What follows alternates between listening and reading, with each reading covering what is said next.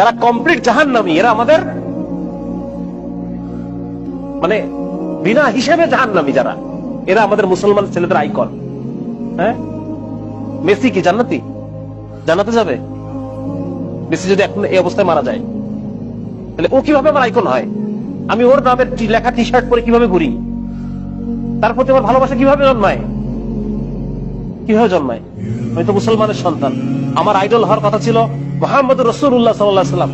আমার আইডল হওয়ার কথা ছিল আবু বকর, ওমর, খালিদ ইবনে ওয়ালিদ, মুহাম্মদ বিন কাসিম, হ্যাঁ, মাহমুদ গজনবী, এরা আমাদের আইডল হওয়ার কথা ছিল। আজকে আমাদের আইডল কারা? যারা বিনা হিসেবে জাহান্নামী। আমি কি মুসলমানের সন্তান না? আমি পড়ি নাই কালেমা লা ইলাহা ইল্লাল্লাহ মুহাম্মাদুর রাসূলুল্লাহ?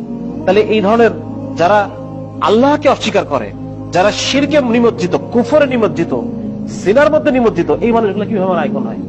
এই জন্য এইটা মনে করার কোনো কারণ নাই যে আমি এখন আমার যে যৌবন কাল, এইটা আমি যেভাবে ইচ্ছা সেভাবে চলবো, বৃদ্ধ বয়সে গিয়ে আমি ভালো হয়ে যাবো।